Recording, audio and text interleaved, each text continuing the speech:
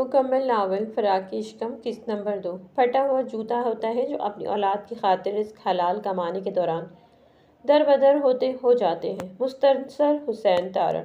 बाप बेटियों का सेफ ज़ोन होते हैं। मोमिन औरतों, अपनी दुआओं में ये दुआ भी शामिल कर लो कि तुम्हारे सरों और घरों के साहिबान हमेशा सलामत रहें।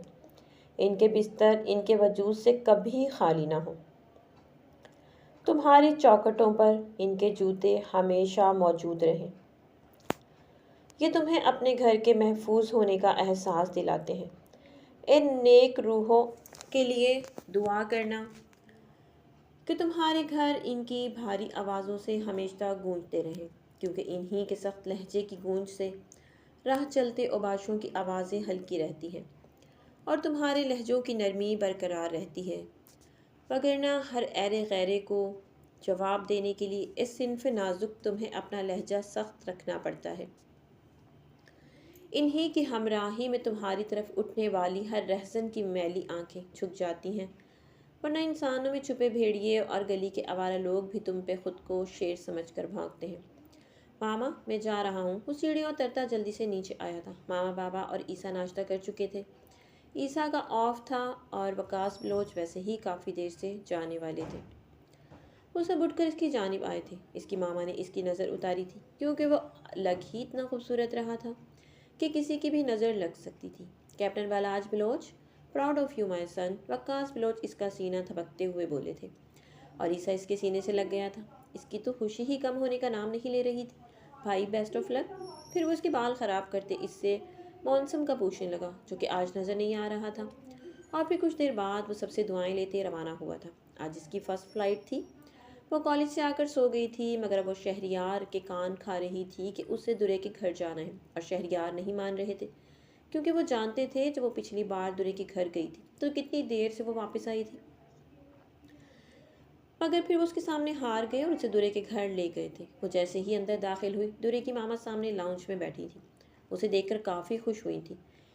इसके दूरे के बारे में पूछने पर वो उसे उसके कमरे में जाने का कहती हुई उठकर इसके लिए कुछ खाने पीने का सामान लेने किचन में चली गई थी। वो सीढ़ियाँ चढ़ती ऊपर आई और फिर दूरे के कमरे में दाखिल हो गई, जहाँ वो कमरे में अंधेरा किए बैठी मूवी देख रही थी। असल इसके कमरे में दाखिल होती लाइट ऑन कर गई और जब मुड़ी तो देखकर हैरान रह गई कि वहाँ दूरे की जगह कोई और बगैर शर्ट के लेटा मूवी देख रहा था, और वो शायद इसका भाई था। बेड पर मौजूद इस लड़के ने भी हैरत से इस बला को देखा था जो न जाने कहाँ से नाजिल हो गई थी। ओहो, अब ये सल पूरी बात करती जब दूरे वॉशरूम से निकली थी। इसके बाल गीले थे, यानी वो नहा रही थी, और इसका भाई उसके लिए उसके कमरे में लेटा हुआ था। दुरे इसका गुरेज समझकर अपने भाई का तारुफ करवाने लगी, जिसका बस असल ने नाम ही सुना था। असल ये है मेरे भाई, भाई अंसर लगारी, और भाई ये है असल शहरियार, मेरी दोस्त, मेरी बेस्ट फ्रेंड। ओ अच्छा, तो ये है असल। अंसर ने असल को एक बार फिर पाँव से लेकर सर तक देखा था। असल को इसकी नज़रें अजीब लगी थी। Nice to meet you. Ansar ने हाथ मिलाने के लिए हाथ आगे किया था, जबकि असल वो हाथ इग्नोर करती और सर हिला गई थी, जबकि इसका ध्यान इधर ना था।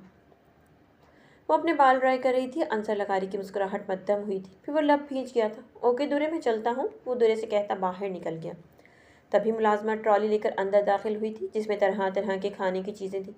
और फिर दुरे और असल जो बातें करने बैठी, इनकी बातें तब तक न रुकी जब तक असल को शहरियार की कॉल न आई।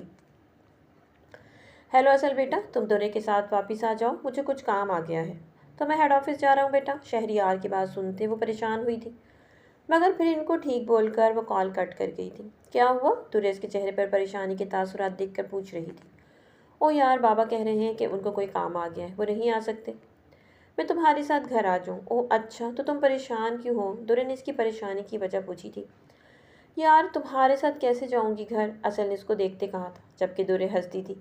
यार, तुम भाई के साथ चली जाना, वो तुम्हें छोड़ आएंगे। लेकिन अभी असल बात मुकम्मल करती कि दुरे बोल पड़ी। यार ट्रस्ट मी, मेरे भाई ऐसे वैसे नहीं हैं, ओके। जबकि असल बस फिर कुछ ना बोल सकी थी। उसे याद था अब भी अंसर लगारी का इसका यूं सर से पाँव तक जायज़ा लेना, और वो जैसी भी कॉन्फिडेंट थी वो लड़की थी, और उसे नहीं पसंद था किसी गैर लड़के से इतना फ्री होना। तभी उसने हाथ तक नहीं मिलाया था, मगर फिर वो दोनों बाहर निकल गई। दुरे ने भी अंसर को भी मनाना था। बलाज, तुम्हें ये कहाँ से मिले थे? महावीर इसके सामने खड़ा पूछ रहा था, तुम ये छोड़ो और बताओ कि इसमें क्या है और ये क्या है। प्रहलाद ने झुंझला कर उसको देखा था। महावीर मुड़ा उनमें से एक बटन उठा के इसके पास आया था। ये एक साइंटिफिक कैमरा है और अक्सर इंटेलिजेंस या फिर जासूस इसे इस्तेमाल करते हैं। ये इतना एक्सपेंसिव और खुफिया कैमरा है कि उसे समझने में मुझे इतना वक्त लगा है। महावीर चुप हुआ तो बलाज ने हैरत से कैमरे की जानिब देखा था। ये मुझे वो बात मुकम्मल नहीं कर सका था। ये इनमें क्या कुछ है, कोई मवाद, कोई वीडियो वगैरह? नहीं, अभी मैंने इसका कोड डीएक्टिवेट नहीं किया। इस काम में देर लगेगी मगर मैं कर लूँगा। बालाज इसको इशारा करता जल्दी से बाहर निकल गया।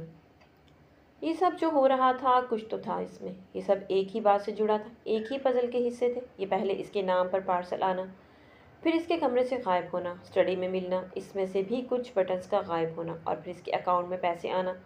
ये तमाम चीज़ें वकास बलोच से जुड़ी थी। इनकी स्टडी, इनका बैंक अकाउंट, ये सब इनसे लिंक कर रहा था। उसे वकास से ये पूछने का भी वक्त नहीं मिला था कि वो इतनी बड़ी रकम इसके अकाउंट में ट्रांसफ़र क्यों करवा चुके थे।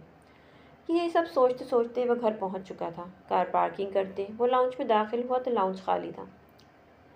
इसने घड़ी की जानिब देखा तो रात के 12 बज रहे थे। वो सीधा किचन में गया, अपने लिए खाना गर्म किया और फिर रूम की जानिब चल दिया। रूम में दाखिल होकर वो जल्दी से फ्रेश हुआ और नाइट ड्रेस पहनकर बाहर निकला। फिर उसने डिनर किया और आखिरकार वो फ्री होते बैठा था। कुछ देर फ़ोन पर मेल्स चेक करने के बाद वो बिस्तर पर लेट गया था। वो बहुत बुरी तरह थक चुका था मगर नींद आंखों से कोसों दूर थी। करवट पर करवट बदलने के बाद वो अचानक उठ बैठा था। उसे कुछ डिस्टर्ब कर रहा था, लेकिन क्या? वो सब जो आज महावीर ने उसे बताया था, सोचने की बात थी। वो कैमरे बाबा के पास क्या कर रहे थे? अब तो वैसे कामों में ज़्यादा इन्वॉल्व भी नहीं होते थे। ऐसे खतरनाक मिशंस नहीं थे इनके। अब ना ही वो आर्मी की जानिब से हायर किए गए थे, तो फिर वो कैमरे क्यों थे इनके पास और उन्होंने इसके नाम पर क्यों मंगवाए थे? फिर वो उठा और अपने डार्क रूम में जाते डोर लॉक किया था। वहाँ नोटिस बोर्ड पर इसने वो तमाम पॉइंट्स लिखे थे जो इन दिनों हुए थे। फिर वो मुड़ा मगर एकदम स्टिल हुआ था। उसे इसका और वकास का फैसलाबाद जाना, वहाँ ये सब इसके पहले शुरू करना, वकास के चेहरे पर पसीना और इनका और शहरियार का कुछ बातें करना। अब बस उसे महावीर के जवाब का इंतज़ार था। अगर इन कैमरों में कुछ था तो वो देखने पे पता चल जाता कि किस मकसद से था। न जाने क्यों उसे लग रहा था कुछ गलत होने वाला है, कुछ बहुत गलत, कोई तूफान आने वाला था जो सब उड़ा ले जाता। वो बाहर लाउंज में खड़ी दुरे के आने का इंतजार कर रही थी, जो अंदर से अपने भाई को बुलाने गई थी। अभी वो अंदर जाने का सोच ही रही थी कि जब उसे दरवाजे से असगर लगारी आता दिखाई दिया। इसके पीछे दुरे भी थी। वो सीधा गाड़ी की जाने बढ़ गया और गाड़ी स्टार्ट करने लगा, जबकि दुरे आने का बोलकर अपनी मामा की बात सुनने गई थी। अंसर के गाड़ी बाहर निकाल लेने पर असल भी गेट से निकल गई। अभी वो बाहर जाकर गाड़ी के पास खड़ी हुई थी जब अंसर ने इसके लिए फ्रंट डोर खोला और वो बैठने का कहा। असल भी बैठ गई जब अचानक दुरे बाहर आई नजर आई। वो असल को फ्रंट सीट पर बैठे देखकर हंसते हुए पैसेंजर सीट का दरवाज़ा खोलकर बैठ गई थी। फिर अंसर ने गाड़ी स्टार्ट की तो दुरे ने गाने लगा दिए थे। असल यार इजी हो जाओ, मेरे भाई बहुत अच्छे हैं। दुरे ने इसके कान में सरगोशी की थी, जो कि अंसर ने बखूबी सुनी थी और इसकी आंखों में एक अजीब सा तासुर उभरा था मगर कोई देख ना सका था। आइसक्रीम खाओगे तुम दोनों? अंसर ने इनकी जानिब देखते कहा तो असल ना में सर हिला गई मगर दुरे ने हाँ कहा था और वह असल को ना कहने पर बुरी तरह से घूर कर रह गई थी। ओके, जब असल ने कहा तो अंसर ने गाड़ी आइसक्रीम पार्लर के सामने रोकी और फिर इनके जाने मुड़ते इनसे फ्लेवर पूछने लगा। दुरे ने चॉकलेट बताया जबकि असल ने स्ट्रॉबेरी बताया और फिर कुछ देर बाद जब वो लेकर आया तो असल की और अपनी एक जैसी लाया था जबकि दुरे की दूसरी। दुरे ने पहले आइसक्रीम पकड़ी, फिर असल ने इसका ज़रा सा हाथ टच हुआ था अंसर लगारी के हाथ से और असल का एक बार फिर मगर नॉर्मल होते खाने लगी। रास्ता छोटी छोटी बातें करती गुजरा था। इसका घर आ गया तो वो इन दोनों को बाय करती उतर गई थी। वो कमरे से गया, घर से भी निकलकर बाहर इसकी जानिब चल दी थी जहाँ उसने वो मंजर देखा था। शायद अरसे बाद उसे सुकून महसूस हुआ था। वो तेज़ तेज़ चलती इधर दाखिल हो गई थी और बाग के दरमियान जाती गोल गोल घूमने लगी थी। वहाँ मौजूद तितलियाँ इसके इर्द गिर्द रक्स कर रही थी। पूरे पौधे झूम रहे थे और इस वक्त मुकम्मल सफ़ेद लिबास में एक हाथ पर कैनोला लगाए पाल बिखेरे इस खूबसूरत बाग में कोई मुरझाया हुआ फूल लग रही थी। फुप्पो, वो कमरे से गया, घर से भी निकलकर बाहर की जानिब चल दी जहाँ इसने वो मंजर देखा था। शायद अरसे बाद उसे सुकून महसूस हुआ था। वो तेज़ तेज़ चलती इधर दाखिल हो गई थी और बाग के दरमियान जाती गोल गोल घूमने लगी थी। वहाँ मौजूद तितलियाँ इसके इर्द गिर्द रक्स कर रही थी। पौधे झूम रहे थे और इस वक्त मुकम्मल सफ़ेद लिबास में एक हाथ पर कैनोला लगाए बाल बिखेरे इस वक्त खूबसूरत बाग में कोई मुरझाया हुआ फूल लग रही थी। जब एकदम वो नीचे गिरी थी क्योंकि इसके पैर पर कांटा लग चुका था। आंसू एकदम आंखों से रवा हुए थे। अभी वो अपना पैर सीधा करके देखती जब किसी ने इसका पाँव पकड़ा था। उसने हैरत से सर उठाया तो वो कोई खूबसूरत सा नौजवान था जो इसके पाँव में झुककर वो कांटा निकाल रहा था। जब अचानक इस नौजवान ने वो कांटा खींचा तो इसकी चीख बुलंद हुई थी और वो उसका चेहरा देखने से पहले ही चीख मारकर आंखें खोल गई थी। ईसा, क्या कर रहे हो? पलाज इसके कमरे में आता बोला था। भाई, अपनी रोज़ पार्टनर के लिए गिफ्ट पैक कर रहा हूँ, ईसा मसरूफ़ सा बोला था। और अपनी बेस्टी अपनी रोज़ के लिए गिफ्ट पैक कर रहा था जिसमें तरह तरह की चीज़ें थी। आखिर इसने एक बॉक्स निकाला और फिर पलाज की जानी बढ़ाया था। भाई, ये देखें, ये मैंने लिया है रोज़ के लिए। उसे नेकलेस बहुत पसंद है। वो एक सिंपल सा नेकलेस था जिसके बिल्कुल दरमियान में एक सुर्ख गुलाब लटक रहा था। वेलवेट का उसे हसीन तरीन बना रहा था। वाओ ईसा, ये तुमने कितना प्यारा लिया है। तुम्हारी इस दोस्त के लिए? हाँ भाई, उसे भी मेरी तरह गार्डनिंग का शौक है, बल्कि वो तो गुलाबों की दीवानी है। वो इस नेकलेस को फिर एक रेड वेलवेट केस में रखता अपने बैग में रख गया था। वैसे भाई, आंखें बंद करें, आपके लिए भी कुछ है। मेरे लिए? बलाज ने हैरत से उसको देखा था। आपके लिए। वो फिर आंखें बंद कर गया। अब खोले आंखें। बलाज ने अपनी आंखें खोली तो इसके बाद में एक बिल्कुल वैसा ही ब्लैक कलर का केस था और जब बलाज ने वो केस खोला तो उसमें एक पेंडेंट था जिसके दरमियान वैसा ही एक गुलाब लटक रहा था जैसा पहले वाले नेकलेस में था, मगर ये गुलाब ब्लैक कलर का था। बलाज ने हैरत से ईसा को देखा था और उसे फिर अपने गले से लगा लिया था। भाई, एक बात कहूँ? वो बलाज के पास बैठता बोला था। बोलो, बलाज ने इसकी जानिब देखते हुए कहा था। भाई, अगर कभी मुझे कुछ हो भी जाए ना तो मेरे मौसम का ख्याल रखना, इसके हाथ पीले कर देना। बलाज जो इसकी पहली बात पर इसकी जानिब मुड़ा था, इसकी दूसरी बात सुनते इसकी कमर में धोखा चढ़ गया था। तुम्हारा वो टर करने वाला तोता, इसको तो मैं बिल्ली को खिला दूंगा ताकि जान छूटे मेरी। जबकि ईसा बलाज की बात सुनकर चीखा था। भाई यार, ऐसे तो मत कहें, वो इतना अच्छा बोलता है। मेरा प्यारा मौसम, ईसा उसको सोचते बोला जो कि बाहर पिंजरे में था। और वो मेरी फ्रेंड रोज़ का तोहफ़ा है भाई, उसने मुझे दिया था। और आपको पता है वो भी इसकी तरह ही इतनी बातें करती है कि बस क्या बताऊँ। वो मुस्कुराते बोला था जबकि बलाज का कहका बाहे बुलंद हुआ था। हाँ, जैसे तुम तो गूंगे हो ना, जबान ही नहीं तुम्हारे मुंह में। ईसा इसकी बात सुनता इसके साथ कहका लगा गया था। वो अंदर दाखिल हुई तो सामने ही निमरा बेसब्री से टहल रही थी। ओह, तो निमरा शुक्र तुम आ गई। वो जल्दी से इसकी जानिब बढ़ी थी। क्या हुआ मामा? वो इनको बेचैन देखकर चौंकी थी। बेटा, जल्दी से तैयार हो जाओ, तुम्हारे मामू की कॉल आई थी। तुम्हारी मामी बहुत बीमार है, इन्हें किसी अपने की ज़रूरत है। तो मैं जा रही हूँ 1 हफ्ते के लिए। वो फ़्लाइट इस्लामाबाद से है शहरियार, और तुम मुझे छोड़कर आओगे। फ़्लाइट रात की है। सो तुम लोग वकास भाई के घर करोगे स्टे, वकास भाई के घर करोगे। शहरियार बस आते ही होंगे। इनकी बात सुनते वो अंदर की जानिब भागी थी। इसने जल्दी से शावर लिया, फिर तैयार हुई। बाल गीले थे सो वो इसने हल्के ड्राई करते वो लगाई थी। इसकी पुल फ्रॉक पर वो खुले बालों और बो के साथ प्यारी सी गुड़िया लग रही थी। इसने स्कार्फ गले में डालकर जल्दी से अपना बैग पैक किया और तब तक शहरियार की गाड़ी का हॉर्न बज चुका था। वो जल्दी से नीचे उतरती किचन में गई। फिर इसने फ्रिज से पानी और फ्रूट्स निकाले और एक सेब उठाकर बाहर निकल गई। शहरियार और निमरा दरवाजे में खड़े इसका ही इंतज़ार कर रहे थे। इसके बाहर आने पर शहरियार ने दरवाज़ा लॉक किया। तब तक असल अपना बैग डिग्गी में रख चुकी थी और फिर वो तीनों गाड़ी में बैठ गए थे। सफ़र शुरू हो गया था। इसकी आंख एकदम खुल गई थी। उफ या खुदा, ये ख्वाब था। वो बेड पर उठकर बैठ गई थी। इसका दिल तेज़ी से धड़क रहा था। माथे पर पसीने की ननी ननी बूंदें थी। वो बेड से उठी और फिर कमरे से निकलकर किचन की जानी पड़ गई थी। गुलाबों जैसे था, सूख गया था, कांटे से उग आए थे। ये कैसा ख्वाब था भला? वो कौन था? इसने मेरे पाँव से कांटा निकाला था। वो यही सोचते सोचते पानी निकाल कर पीने के बाद वापस कमरे की जानी पड़ गई थी। वो जो भी था ना, न जाने क्यों अपना सा लगा था। कोई बहुत, या खैर खुदा खुदा खैर करना, वो ये कहते वापस बिस्तर में घुस गई थी और आंखें मूंद गई थी। असल शहरियार को आया इस रात का ख्वाब। भूल भी जाता, मगर अब उसे अपनी ज़िंदगी में आने वाला वो नायाब शख्स नहीं भूलने वाला था। अब वो अज़ल तक इसका दिल का मकीन रहना था। और रूहें जो दुनिया में नहीं मिल सकती, एक दूसरे से बरोज़ महशर मिल जाएंगी। फिर कभी जुदा ना होने के लिए ऐसी दुनिया में मिलेंगी जिसका फिर कोई ज़वाल ना होगा। ना कोई एंड होगा। कोई अपने मुसलसल रिंग करते फ़ोन को उठाया था। हेलो बलाज, किसी की आवाज़ फ़ोन से गूंजी थी। हाँ बलाज, कौन? मैं हूँ हमना लतीफ़। ओ हमना, आप जी कोई काम था? इसने सीधे होते हमना से पूछा था। बस सर ने कहा कि मैं आपको बता दूँ, आज एक फ़्लाइट है जिसके लिए आपको आना होगा, क्योंकि हारिस सर के डैड की डेथ हो गई है तो वो नहीं आ सकते। सो इसलिए आप। वो खामोश हुई थी ये कहकर, जबकि बालाज को हारिस के डैड की मौत पर दुख हुआ था। वो बहुत अच्छा कैप्टन था, मगर खैर वो हमना की जाने मुतवज्जा हुआ। ठीक है, मैं आ जाऊँगा। फ़्लाइट कब की है? इसने घड़ी पर टाइम देखा तो दिन के 3 बज रहे थे। सर फ़्लाइट 4 बजे की है। हमना की बात सुनता वो जल्दी से बिस्तर से उठा था, क्योंकि टाइम कम था बहुत। ओके, मैं आ रहा हूँ। वो जल्दी से शावर लेने चला गया। मामा, ईसा चीखता हुआ नीचे आ रहा था। यार मामा किधर है? वो जल्दी से किचन में गया था, जहाँ मिसेस ब्लोच खाना बनाने की तैयारी कर रही थी। पास 2 मुलाजमाएं भी थी। उन्हें किचन का हाल देखते साथ मालूम हो गया कि जो बात वो करने आया है वो पहले ही इसकी माम जानती है।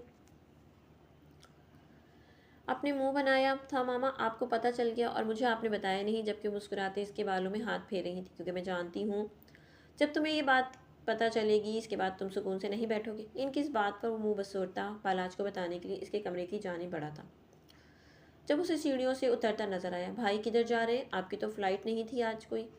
वो खैरियत से इसकी जाने बढ़ते हुए बोला। हाँ, एक इमरजेंसी की वजह से है आज, तो इसलिए मुझे जाना पड़ेगा। वो माँ से प्यार लेता बोला था। तुम बताओ, बहुत खुश लग रहे हो। खैर है? वो ईसा को इतना खुश देखकर बोला था। हाँ भाई, आज रोज़ आ रही है, जब अंकल के साथ।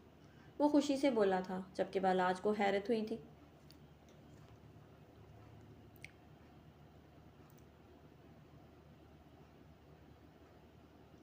अच्छा मुंह बनाया था मामा, आपको पता चल गया और मुझे आपने बताया नहीं, जबकि मुस्कुराते इसके बालों में हाथ फेर रही थी, क्योंकि मैं जानती हूँ कि जब तुम्हें ये बात पता चलेगी इसके बाद तुम सुकून से नहीं बैठोगे। इनकी बात पर मुंह बसोरता बालाज को बताने के लिए इसके कमरे की जानी बढ़ा था, जब उसे सीढ़ियों से उतरता हुआ नजर आया। भाई किधर जा रहे हैं? आपकी तो कोई फ़्लाइट नहीं थी आज। वो हैरत से इनकी जानी बढ़ते हुए बोला था। हाँ, लेकिन एक इमरजेंसी की वजह से आज है, इसलिए मुझे जाना पड़ेगा। वो माँ से प्यार लेता बोला था। तुम बताओ, बहुत खुश लग रहे हो। खैर है? वो ईसा को इतना खुश देखकर बोला था। हाँ भाई, आज रोज़ आ रही है, जब अंकल के साथ। वो खुशी से बोला था, जबकि बालाज को हैरत हुई थी। वो आज तो फिर तुम्हारी पार्टनर आ रही है ब्रो, तुम तो बिजी हो जाओगे। वो इसके पास खड़ा होता बोला था। ओ नहीं भाई, आपको कोई काम है क्या मुझसे? वो बालाज की कैप सर पर रखता बोला था। इसने खुद को शीशे में देखा था।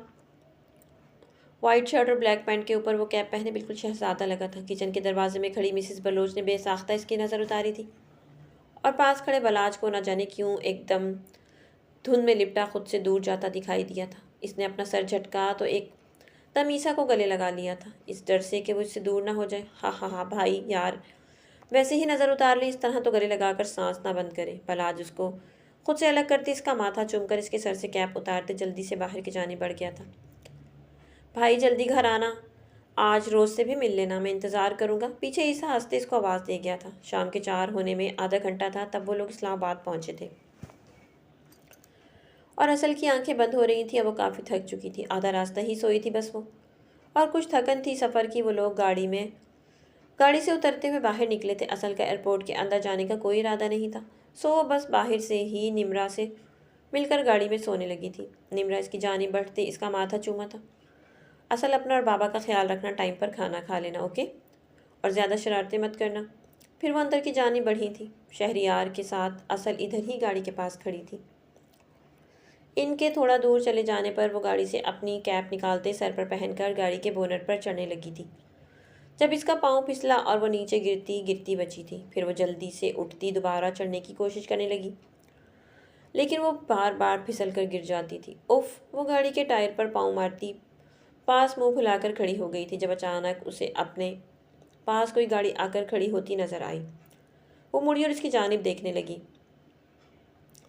वो मुसलसल अलग अलग तरीके से कोट को ब्रेक लगाने की कोशिश कर रहा था, मगर वो पासवर्ड बहुत स्ट्रांग थे। जब अचानक लोडिंग शुरू हुई थी और एकदम ब्रेक हो गई थी।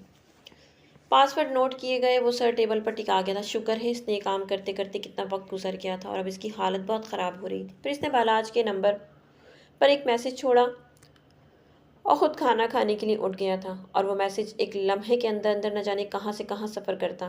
पलाश बिलोच के पास पहुंचा और इसके मोबाइल की टून बजी थी। वो जल्दी से कार पार करके निकला और दरवाज़ा बंद किया था। इसने एक हाथ से दरवाज़ा बंद किया और एक हाथ से फ़ोन पर आए मैसेज को खोला तो महाबीर का था, जिसमें इसने बताया था कि वो सब कोर्स ब्रेक हो चुके हैं और आकर कैमरा देख सकता है। इसका मैसेज पढ़कर न जाने क्यों मगर बालाज बिलोच का दिल धड़का था और वो ओके लिखता जल्दी से मोबाइल पॉकेट में डाल गया था, जब अचानक उसे याद आया कि कार की कीज इसके अंदर ही रह गई हैं। इसने अपने सर से पायलट कैप उतारी और शीशे की जानिब देखा जो कि थोड़ा सा खुला था। उफ, इसमें से मेरा हाथ नहीं जा सकता, अंदर की जगह काफ़ी थोड़ी है। वो परेशान हुआ था। इसने इर्द गिर्द देखा तो उसे कोई सर्वेंट भी नज़र नहीं आया। Can I help you? अभी वो मुड़ ही रहा था कि उसे किसी की आवाज़ सुनाई दी। वो वापस से मुड़ा था जहाँ सामने एक छोटी सी गुड़िया जैसी लड़की खड़ी थी। बेख्तियार इसके दिल ने एक बीट मिस की थी और इसकी ज़बान से निकला था क्या हुआ है, हालांकि वो जानती थी क्योंकि वो दूर खड़ी उसे ही देख रही थी। अपने सामने खड़े हैंडसम से पायलट को देखा था जिसकी कैप सर पर नहीं थी बल्कि इसके हाथ में थी और अब बस असल शहरियार को एक ही चीज़ चाहिए थी, इसकी कैप।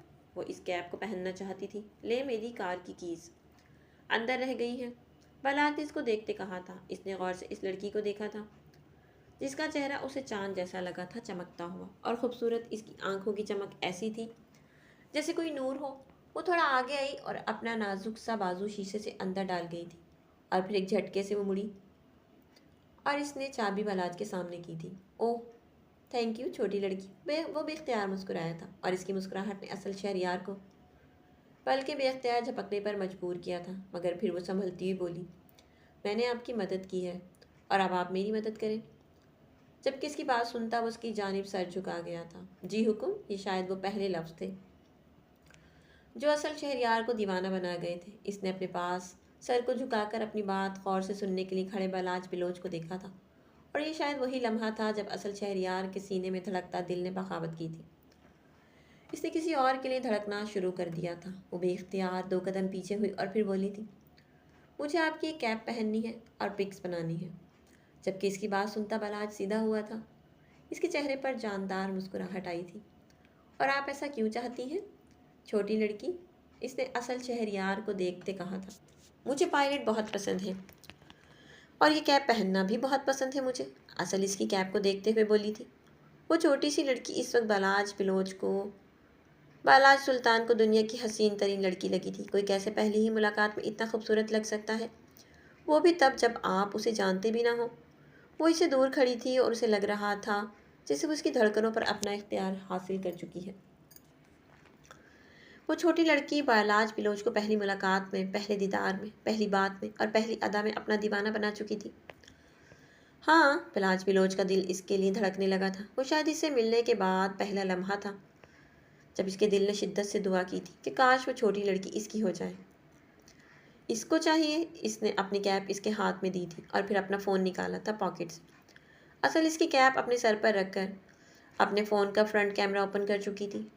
फिर वो सीधी हुई और बालाज को देखे बगैर मुख्तलिफ पोजेस से अपनी पिक्स लेने लगी थी और इस कैप में बालाज बिलोच को छोटी सी क्यूट सी पायलट लग रही थी। क्या आप मेरी कैप वापस कर देंगी? मुझे देर हो रही है, मेरी फ़्लाइट का टाइम हो गया है। जबकि इसकी बात सुनते वो इसको ऐसे देखने लगी जैसे कह रही हो, मैं नहीं दे रही। लेकिन इसकी ज़बान से निकला था, आप कैप ना लेकर जाए ना। असल शहरियार ने इल्तिजा की थी या ख्वाहिश, मगर बालाज बिलोच पर लाजिम था कि वो इसकी इस इल्तिजा या ख्वाहिश का एहतराम करता। इसने कुछ लम्हे असल शहरियार को यूँ देखा था कि जैसे अगर इस पल वो उसको इसकी सारी दौलत लुटाने को भी बोल देती तो वो लुटा देता इस छोटी लड़की के लिए। उसे ऐसे लगा जैसे इसका कोई बहुत दूर जा रहा है, अपने को देखता है जैसे कोई अपनी ज़िंदगी को देखा है। जहाँ इसके पास मौत आती है तो उसे अपनी ज़िंदगी किस कदर अजीज़ लगती है। वो जीना चाहता है लेकिन मौत इससे ज़िंदगी छीन लेती है, यानी उसे ले जाती है। इसने शायद आखिरी दफ़ा इस नूरानी चेहरे को देखा था यूँ जैसे हिफ्ज़ कर रहा हो और फिर इसने कहा था, जो आपकी ख्वाहिश छोटी लड़की। फिर वो कदम पीछे की जानिब लेता तेज़ तेज़ चलता पार्किंग से चला गया था। असल शहरियार सुन हो गई थी कुछ लम्हों के लिए। तो क्या वो सच में उसे अपनी कैब दे गया था? वो अपनी जगह से हिल तक नहीं सकी थी। माथे पर नए आने वाले पसीने के कतरे उभरे थे। किसी के इस तरह से अपनी नज़रों के सामने से चले जाने पर वो चला गया था, लेकिन असल शहरयार के अंदर कहीं रह गया था, शायद हमेशा के लिए, अब से अब तक के लिए। धड़कनों का अमीन बना था वो। रूह मन, तुम मोहब्बत की वो हसीन वही हो जिसे खालिक के कायनात ने फ़कत मेरे दिल पर उतारा, मुझ पर मुनकशिफ हुआ कि मेरे दिल और रूह पर तुम सिर्फ नक्श हो। रूह मन, तुम मिस्र के कहवा खाने में चाय से लुत्फ़ अंदोज़ होती किसी शायर की बेख्याली में फ़ारसी में लिखी गई दिल आवेज़ शायरी हो। रूह मन, तुम मेरी शायरी के वो अल्फाज हो जो शायद कि कोई और अदा नहीं कर सकता। तुम नाज़ा रहो इस पर के तुम मेरी हो। वो तेज़ तेज़ चलता एयरपोर्ट में दाखिल होती मखसूस एरिया की जानिब गया था। फिर सामान वगैरह सब चेक करता बाहर निकल गया, जहाँ बाकी कुछ स्टाफ इसी का वेट कर रहा था। फिर वो प्लेन की जानिब बढ़ गया बगैर किसी को देखे, लेकिन वो अंदर से पायलट कैप लाना नहीं भूला था। और फिर चंद मिनट बाद वो हवाओं में उड़ गए थे, आसमान की बुलंदियों पर थे। ये एक सुनसान सी जगह थी। यहाँ एक वजूद खड़ा था और इसके हाथ में एक बैग था। इसने फिर से घड़ी की जानिब देखा था। जिसका उसे इंतजार था वो शख्स बहुत देर लगा रहा था। इसने अपना रुख मोड़ा ही था कि उसे दूर से कदमों की आवाज़ सुनाई दी, यानी इसका मतलूबा शख्स आ चुका था। वो उसकी जानिब देखने लगा। इतनी देर लगा दी आने में, वो सामने खड़े शख्स से बोल रहा था, जबकि इसने फ़कत आंखों से इशारा किया और उसके हाथ से बैग लेते उसे दूसरा एक और बैग थमाया। फिर वापस जिस रास्ते से आया था उसी रास्ते चला गया, जबकि वो जब कब से उधर खड़ा था वो बैग लेते वहाँ से निकल गया। इनके इस जंगल नुमा जगह से चले जाने के बाद कितनी देर वो जगह जहाँ वो दो वजूद खड़े थे साकित सी रही थी, जैसे खुद के अंदर वो सब कुछ जज्ब करने की हिम्मत पैदा कर रही हो। कुछ इंसानी अमाल ऐसे होते हैं जो जज्ब करना मुश्किल होता है, और ज़मीन वो जगह वो फ़ज़ा वो सब याद रखती है। जो भी वहाँ हुआ था, अच्छा हो या बुरा, लेकिन कुछ बुरा अपने अंदर करने के लिए वक्त लगता है। आखिर वो जगह ही तो गवाह होती है। इसने ही तो वो सब सुना और देखा होता है, वही तो आखिरत में गवाही देगी कि फ़लाँ ने मेरे सामने ये किया, फ़लाँ ने ये नेकी की और फ़लाँ ने ये गुनाह किया। और वो बाहर आए तो असल गाड़ी में बैठ चुकी थी, और फिर उन्होंने गाड़ी वकास बिलोच के घर की मंजिल की जानिब बढ़ाई थी। असल की आंखें जो कुछ देर पहले नींद से बंद थी, मुकम्मल खुल चुकी थी। उसे इस्लामाबाद की फ़िज़ा में सांस लेना अच्छा लग रहा था। इसने वो कैप निकाल कर पहनी और फिर एक पिक बनाते अपने इंस्टा पर पोस्ट की थी, और नीचे कैप्शन किया था, भला थैंक यू पायलट। और फिर इसने फ़ोन बंद करके रखा था। अब इसका ध्यान शहरयार की जानिब था, जो कि काफ़ी थक चुके थे। वो लोग बाहर भी आ सकते थे कराची से, मगर कोई फ़्लाइट नहीं थी तो उन्हें इस तरह आना पड़ा। वो भी अपने रूम का डोर खोलकर अंदर दाखिल हुआ था। इसके हाथों में तरह तरह के शॉपिंग बैग्स थे। इसने वो सब बेड पर ढेर किए और फिर औंधे मुंह बेड पर गिरा। जब कुछ मिनटों बाद इसकी मामा कमरे में दाखिल हुई थी, उन्होंने उसे बेड पर लेटा देखा तो उसकी जानिब आई थी। क्या हुआ ईसा? उन्होंने फिक्रमंदी से पूछा था और उसके बालों में उंगलियां चलाने लगी थी। वो इनकी गोद में सरकता लेट गया था, बिल्कुल किसी छोटे बच्चे की तरह आंखें मूंदे अपनी माँ की आगोश में वो पुरसुकून हुआ था। जैसे मामा इसने इनको पुकारा था। जी मेरा बच्चा, वो इसका माथा चूमते बोली थी। मुझे डर लग रहा है, इसने इनकी जानिब देखते कहा था। डर किससे? क्या हो गया है? उन्होंने परेशानी से इसकी जानिब देखते पूछा था। मुझे लग रहा है मैं कुछ खोने वाला हूँ, दिल तेजी से धड़क रहा है मामा, और मैं समझ नहीं पा रहा। वो इनकी गोद से सर उठाकर बोला था, जबकि वो परेशान हुई थी। अबीसा, तुम इन सोचों को छोड़ दो, तुम बस जल्दी से तैयार हो जाओ। रोज़ के आने का टाइम हो गया और तुम इससे इस तरह लेटे हो। इन शॉपिंग बैग्स में क्या है? उन्होंने शॉपिंग बैग्स को देखते कहा था। वो मैंने रोज़ के लिए चीज़ें ली हैं। इसकी बात सुनती वो मुस्कुराई थी। क्या असल तुम्हारे लिए बहुत ख़ास है? उन्होंने इसके खूबसूरत चेहरे की जानिब देखा था। मामा वो ख़ास नहीं, बेहद ख़ास है। ईसा बलोच इसके लिए दुनिया भी वार दे तो वो मुझे अच्छी लगती है, मेरी रोज़, रेड रोज़। इसने जिस लहजे में कहा था वो इसकी आंखों में मौजूद अक्स देख चुकी थी। हाँ, वो मोहब्बत का अक्स था। इस पर मोहब्बत नाजिल हो गई थी। हाँ, ईसा बलोच पर मोहब्बत नाजिल हो गई थी। वो मोहब्बत जो आखिरी सांस तक इसकी सांसों में रहनी थी। सरूर बनकर या फिर तकलीफ बनकर। इजहार हो गया था, अब इकरार बाकी था। एक फ़र्द भी तेरे जैसा कायनात में नहीं, ए हसीन शख्स, कहाँ से लाऊं नेमुल बदल तेरा। शहरियार की कार ब्लोच वाला में दाखिल हुई थी। वला और ईसा जो कि तैयार खड़ा था लॉन में इनकी जानिब बढ़ा था। साथ इसकी मामा भी थी। असल गाड़ी से वो चलते हुए निकली थी। साथ शहरियार भी उतरे थे। असल ने गाड़ी से कुछ सामान निकाला जो इसने ईसा के लिए रखा था, और फिर वो इनकी जानिब बढ़ी थी। हेलो, कैसी हो रोज़? बिल्कुल ठीक हूँ ईसू, तुम कैसे हो? ईसा ने इससे हाथ मिलाते पूछा तो मुस्कुराती हुई बोली थी, तुम आ गई हो ना, अब कोई मसला नहीं रहा। वो इसको दिलकशी से देखता बोला और शहरियार की जानिब बढ़ा था और सामान निकलवाने लगा। असल इसकी बात पर खिलखिलाई थी और फिर ईसा की मामा की जानी पड़ी थी और उसे सीने से लगाते वो इसका माथा चूम गई थी। कैसे हो बच्चे? उन्होंने इसका मनमोहना चेहरा देखते कहा था। आंटी मैं ठीक हूँ, आप कैसी हैं? इसने इनका हाल पूछा तो मुस्कुराई थी। बच्चे मैं ठीक हूँ, लेकिन जैसा ईसा ने बताया था तुम इससे भी ज़्यादा प्यारी हो। इनकी इस बात पर असल ब्लश हुई थी, जबकि वो इसकी नज़रें उतारते इसको अंदर ले गई थी। वो इस अंधेरे कमरे में बैठकर मुसलसल सिगरेट फूंक रहा था। इसने जब से इस अप्सरा को देखा था इसका दिल उसे पाने की ख्वाहिश कर रहा था। शिद्दत से इसने अपना फ़ोन ऑन करते इसकी पिक निकाली थी, जो कि तब की थी जब वो एक बारबी फ्रॉक में मुस्कुरा रही थी। पिंक बारबी फ्रॉक पहने वो बारबी ही लग रही थी। उफ, इतना हुस्न न जाने किस मिट्टी से बनाया गया है तुम्हारे इस हसीन वजूद को। वो यकटक इस तस्वीर को देखता बोल रहा था। फिर इसने अपना हाथ तस्वीर में नजर आते इसकी दूधिया बाजू पर फेरा था। इसकी आंखें अब जल रही थीं। मुझे तुम चाहिए हो स्वीट हार्ट। ओ सॉरी, ओ सॉरी हॉट, एक्स्ट्रा हॉट। वो खबासत भरे अंदाज में बोलता फ़ोन पर एक तरफ फेंक गया और फिर शराब की बोतल को मुंह से निकाल गया था।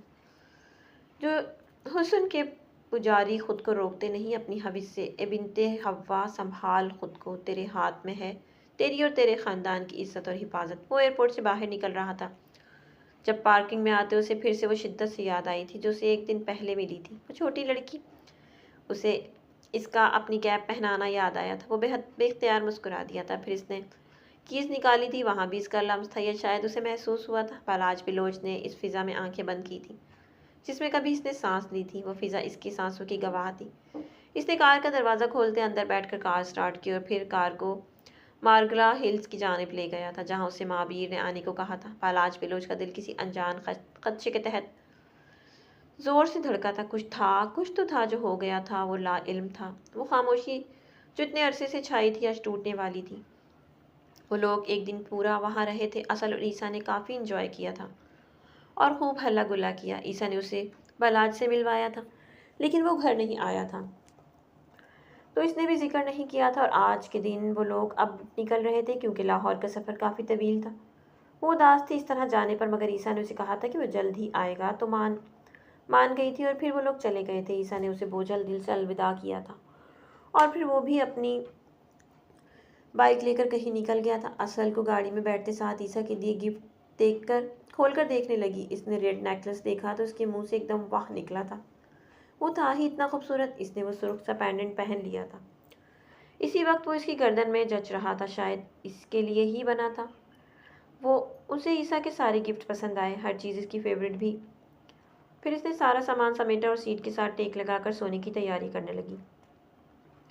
कल का दिन बहुत अच्छा गुजरा था ईसा के साथ। फिर वो मुस्कुराते आंखें मूंद गई थी। इसने जैसे ही आंखें बंद की थी इसकी नज़रों के सामने एक अक्स लहराया था। हाँ, वो इसी का अक्स था, वो कैप्टन जो उसे अपनी कैब दे गया था। ओह खुदा! एकदम इसने आंखें खोली थी। फिर अपने दिल पर हाथ रखते हुए मुस्कुराई थी। इसके दिल ने जोर से धड़कना शुरू कर दिया था। इस ख्याल के आते ही उफ, इसने अपने दिल पर हाथ रखा जो किसी के लिए धड़क रहा था। इस शख्स का एहसास और ख्याल जानलेवा था, धड़कने बढ़ा देने वाला। तुम्हें एक बात कहनी थी, इजाज़त हो तो कह दूँ मैं। ये भीगा भीगा सा मौसम, ये तितली फूल और शबनम, झुके चंद की बातें, चांद की बातें, ये बूंदें और बरसातें, ये काली रात का आंचल, हवा में नाचते बादल, धड़कते मौसमों का दिल, महकती खुशबुओं का दिल, ये सब जितने नज़ारे हैं, कहो किसके इशारे हैं। सभी बातें सुनी तुमने, फिर आंखें फेर ली तुमने। मैं तब जाकर कहीं समझा कि तुमने कुछ नहीं समझा। ज़रा नीची नज़र करके ये कहता हूँ अभी तुमसे, मोहब्बत हो गई तुमसे।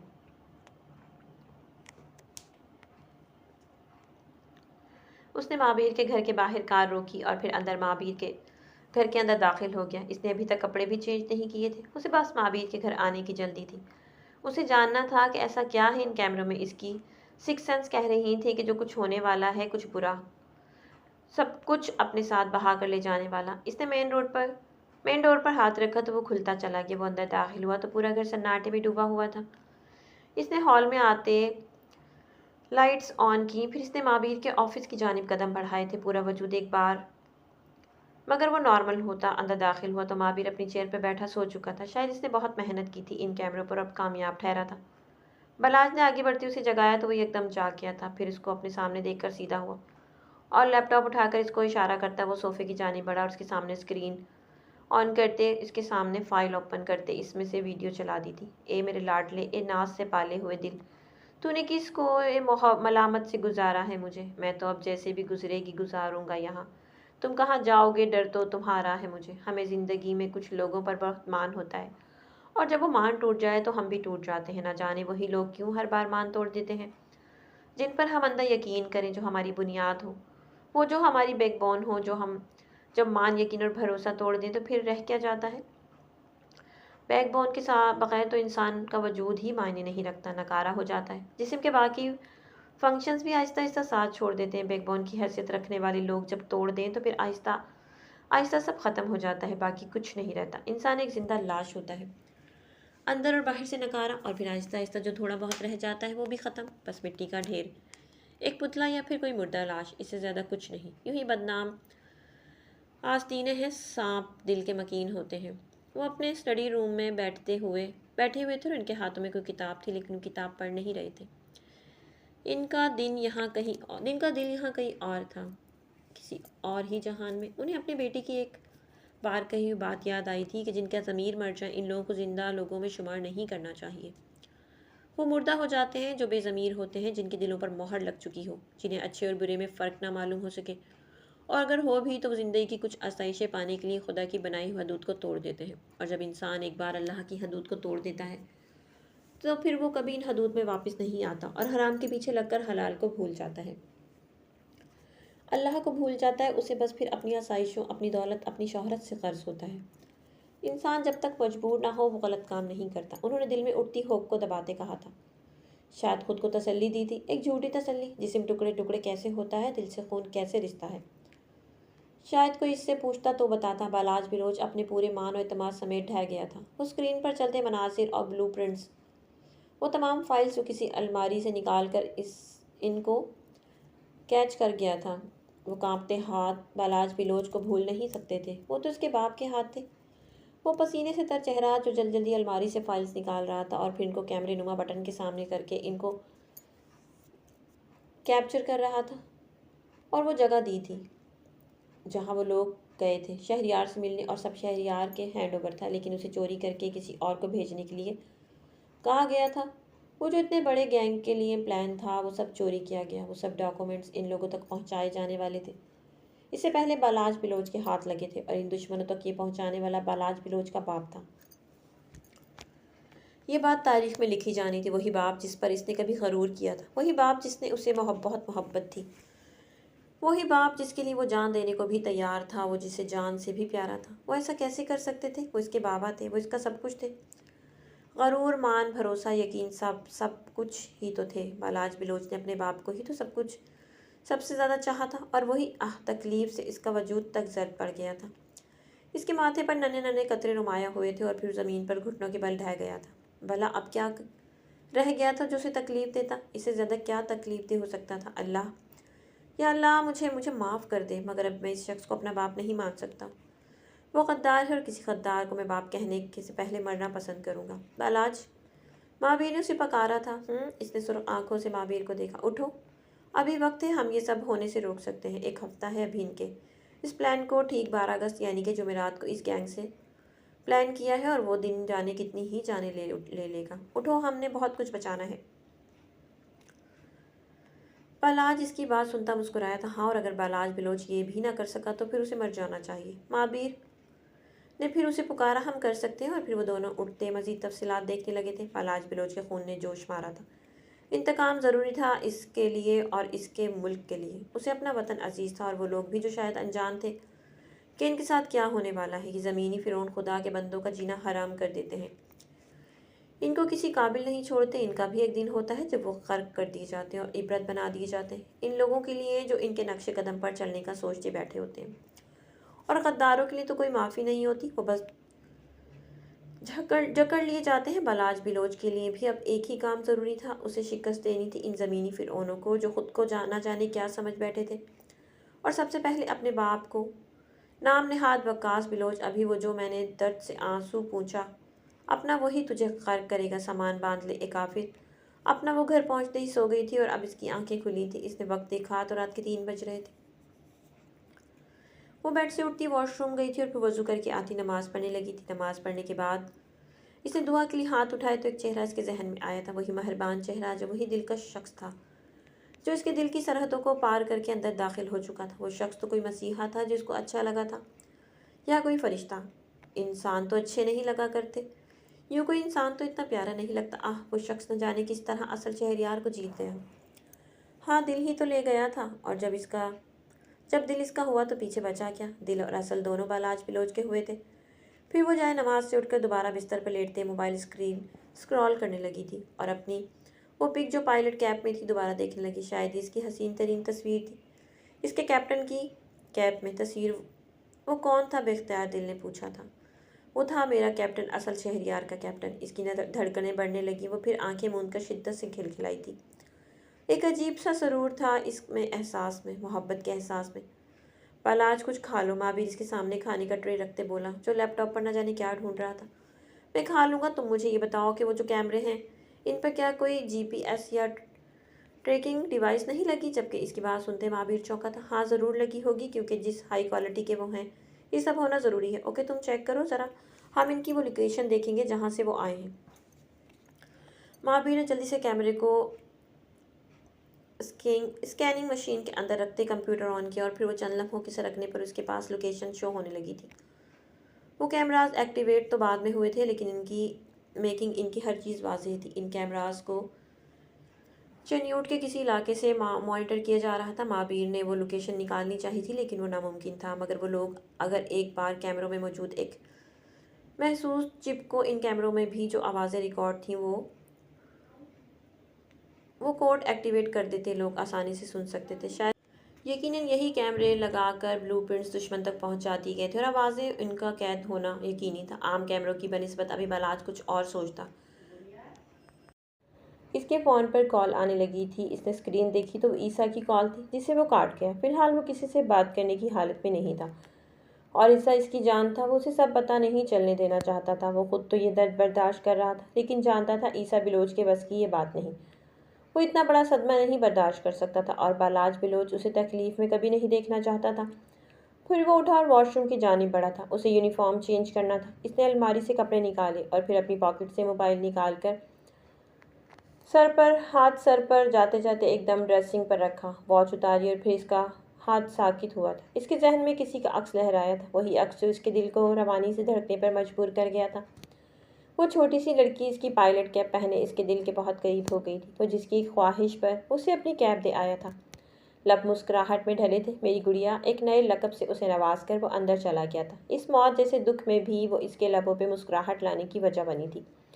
अगर वो लड़की बालाज बिलोच के बख्त में लिख दी जाती तो दुनिया का खुशबख्त तरीन शख्स कहलाता। कभी सोचा है आसमान के ज़रे ज़मीन में घुल जाएं तो फूलों की जगह सितारे खिल जाएं, तो हम दोनों मिल जाएं तो।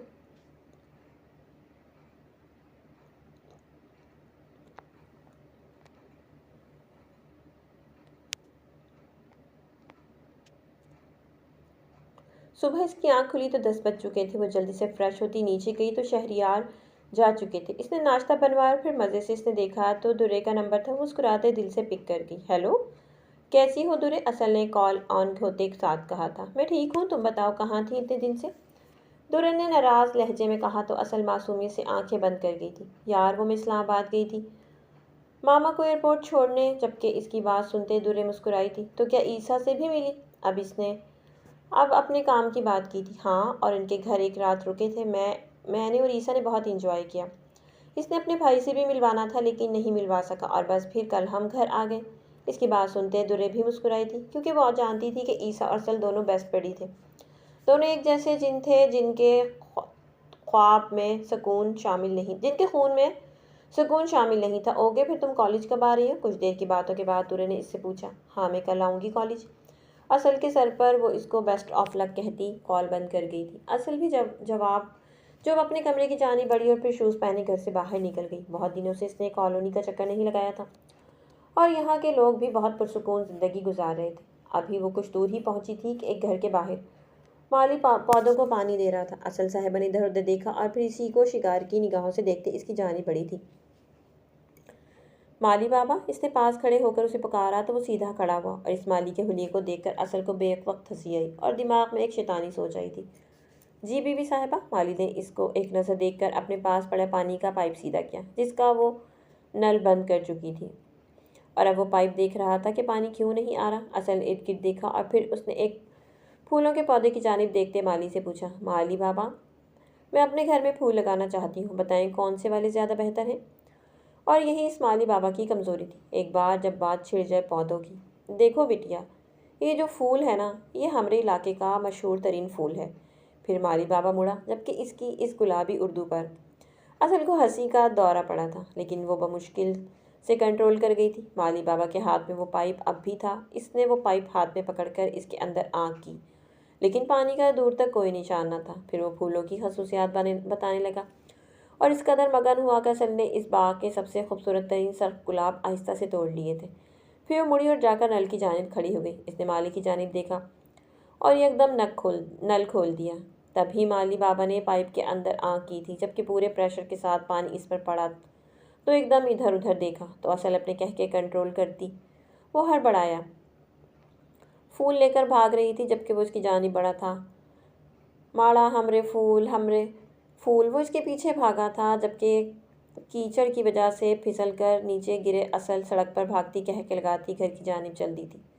इसके हाथ में फूल मौजूद थे। अब भी घर में दाखिल होते ही इसने सामने देखा तो शहरयार साहब आ चुके थे। उसे देखते वो मुस्कुराए थे। मेरा बेटा, किसकी बैंड बजा कर आई हूँ? वो इसका माथा चूमते बोले थे। बाबा, वो माली है ना, इसकी नज़रों के सामने से फूल लेकर आई हूँ। ये कहते वो फिर से हंसने लगी और अंदर चली गई। वो टेबल पर पड़ी तस्वीर देखते मुस्कुराया था। क्या यही है? सामने खड़ी लड़की ने इसे सवाल किया तो वो सर हाँ में हिलाते उठा और फिर शराब का गिलास उठाते खिड़की में जाकर खड़ा हुआ था। ठीक है, काम हो जाएगा। यही कहते वो कमरे से निकल गई थी और फिर दूसरे कैबिन में जाती फ़ोन ऑन करते एक नंबर डायल करके कॉल करने लगी थी। हाँ हेलो, एक लड़की की पिक भेजी है, डिटेल्स दो। और फिर कॉल बंद कर गई थी। 1 मिनट बाद इसके मोबाइल की बेल बजी तो उसने मैसेज खोल कर देखे। वो तमाम डिटेल्स इस लड़की के बारे में भेज चुका था। वो केबिन से निकली और इसके ऑफिस में दाखिल हुई। सर, मिल गई है डिटेल्स, आप चेक कर लें। इसने इसके सामने अपना फ़ोन किया तो सब देखने लगा। फिर इसको मोबाइल वापस करते जाने का इशारा किया तो वो केबिन से बाहर निकल गई। इसका क्या इरादा था, वो क्या करने वाला था इस लड़की के साथ, ये तो अब वक्त ही बताने वाला था। लेकिन ये सब जो भी था, या तो किसी की ज़िंदगी आबाद होनी थी तो किसी की बर्बाद, या शायद सिर्फ बर्बाद। सब कुछ सामने थे। वो सारी वीडियोस देख चुके थे, तमाम रिकॉर्डिंग, सब वाज़ेह था। ये सब करने वाला, इसको करवाने वाले, लेकिन बस एक एक पॉइंट मिसिंग था। वो मेन शख्स जिसने ये प्लान बनाया था, इसको मॉनिटर किया था, मगर वो भी सामने आ ही जाता। आखिर कब तक छुप सकता था? बस कुछ दिन बाद फिर ये ख़त्म। बालाज पिलोज की दुनिया भी शायद ख़त्म हो जाती। इन लोगों को तकलीफ़ में देखना भी तकलीफ दे होता है, जो कभी हमारे बहुत अपने थे। ये दिन कैसे गुजरे थे उसे इल्म नहीं था, लेकिन बस गुजर जाने थे। हमारे अपने जो ये होते हैं ना, यही पराए बन जाते हैं अक्सर। वो बस अपने बाप से एक सवाल करना चाहता था। बाबा, ऐसा क्यों किया? ऐसा क्या था जिसने आपको ये करने पर मजबूर किया? किस चीज़ की कमी थी उसे? एक आखिरी बार अपने बाबा के गले लगकर रोना था। कुछ आखिरी शिकवे, कुछ आखिरी आंसू। वो आज कॉलेज आई थी जब उसे पता चला कि दुरे नहीं आई। इसका मूड सारा दिन ख़राब रहा था। छुट्टी होते ही वो गेट से निकल गई। इसका ड्राइवर अभी तक नहीं आया था। वो अंदर की जानिब मुड़ने लगी थी जब उसे किसी ने पुकारा था। इसने वापस देखा तो अंसर लकारी था, दुर्रे का भाई। जी, वो इसकी जानिब मुतवज्जा हुई थी। दुर्रे नहीं आई, आज क्या तुम अकेली घर जाओगी? इसके पूछने पर वो सर हिला गई थी। हाँ जी। इसके जवाब पर वो मुस्कुराया था। मैं घर छोड़ दूँ तुम्हें? वो इससे पूछ रहा था। असल ने सर ना में हिलाया। नहीं, मैं चली जाऊँगी। अभी वो आगे बढ़ती कि वो फिर बोल पड़ा। तुम मुझ पर इतना तो यकीन कर ही सकती हो कि मैं तुम्हें घर छोड़ दूँ? मेरी बहन की दोस्त हो, इतनी इज्जत तो करता हूँ। और इस पर वो मुड़ी थी। मैंने ऐसा तो कुछ नहीं कहा। मेरी वजह से आपको जहमत होगी शायद। मेरा ड्राइवर देर से आ जाएगा। अंसर मुस्कुराया। मुझे कोई जहमत नहीं होगी, लेकिन आपकी मर्ज़ी। वो अपनी गाड़ी की जानिब बढ़ गया। असल ने इसको पुकारा था। ठीक है, छोड़ दें आप। और फिर मुस्कुराकर इसके लिए गाड़ी का दरवाज़ा खोल चुका था। वो बैठकर अपने फ़ोन में मसरूफ़ हो चुकी थी। वैसे तुम्हारा पार्टनर लकी होगा यकीनन, वो उसकी अपनी जानिब मुतवज्जा करते बोल रहा था। जी, मेरा पार्टनर? वो हैरान हुई थी। हाँ, यहाँ असल के अलावा तो कोई और नहीं है, तो इसी से पूछ रहा हूँ। असल ने उसे घूरा था। मेरा कोई पार्टनर नहीं है। इसका जवाब सुनकर वो मुस्कुराया था। ओह अच्छा, मुझे लगा था शायद आपको गलत लगा था मिस्टर। ओके ओके, सॉरी लड़की। वो कान पकड़ते बोला तो वो मुंह फेर गई थी। अच्छा, और क्या कर रही हो आजकल? इसने फिर बात शुरू की थी। मैं कुछ नहीं, बस कॉलेज, वो जवाब दे रही थी। ओके। कुछ देर बाद गाड़ी घर के बाहर रुकी थी, तो वो उतरकर अंदर की जाने पड़ी थी जब उसे इसकी आवाज़ सुनाई दी थी। जब कोई आपको इस तरह ड्रॉप करने आए तो इससे चाय पानी पूछ लेना चाहिए, सवाब होता है। इसकी बात पर वो जाते जाते मुड़ी थी। मैं किसी के पाँव नहीं पकड़े थे, मैंने कि मुझे ड्रॉप करने आए। इसके अलावा रही बात सवाब की, तो मुझे सवाब अपने घर का राशन बचाकर गरीबों में बांटने से भी मिल जाएगा। तो मैं ये जहमत क्यों करूं? इसकी बात पर वो कहका लगा गया। कैसी लड़की हो तुम? फिर नफ़ी में सिर हिलाकर वो गाड़ी में जा बैठा। वो गाड़ी जन से भगा ले गया था। एक हफ्ते बाद वो आज सुबह से कुछ परेशान से थे, यूं जैसे कुछ बुरा होने वाला हो। आज शहरियार ने इस्लामाबाद आना था। वकास बिलोच ने उन्हें बुलाया था, कोई ज़रूरी काम था। वो घर से निकलने लगे तो ईसा बाहर लॉन में खड़ा था। वो इसकी जानिब बढ़े और इसका माथा चूमा, फिर इसके हाथ में एक चाबी पकड़ाई। तुम्हारी बर्थडे का गिफ्ट ईसा, आज शाम को रमीज़ के गैराज चले जाना। वो इनके सीने से लग गया था। थैंक यू बाबा, लेकिन आप मुझे बर्थडे विश नहीं किया। भाई अभी घर आने वाले हैं, आज एक हफ्ते बाद, और आप भी जल्दी आइएगा। इसने कहा तो मुस्कुराए। उसे कहना कि मैंने उसे बहुत मिस किया और ये कि वो मुझसे ज़रूर मिलने आए। अपना और मामा का ख्याल रखना, मैं जल्दी आऊँगा। ये कहकर वो निकल चुके थे। इनके हाथ में बैग था, स्याह रंग का बैग। वो अभी रास्ते में ही थे जब उन्हें शहरियार खान की कॉल आने लगी कि वो पहुंच चुके हैं और इनका ही इंतज़ार कर रहे हैं। तो मेरे प्यारे रीडर्स, उम्मीद करती हूँ कहानी आपको अच्छी लगी। कहानी अगर आपको अच्छी लगी तो कमेंट बॉक्स में अपनी कीमती राय का इजहार ज़रूर कीजिएगा। मिलते हैं नेक्स्ट कहानी के साथ, तब तक के लिए अल्लाह हाफिज़।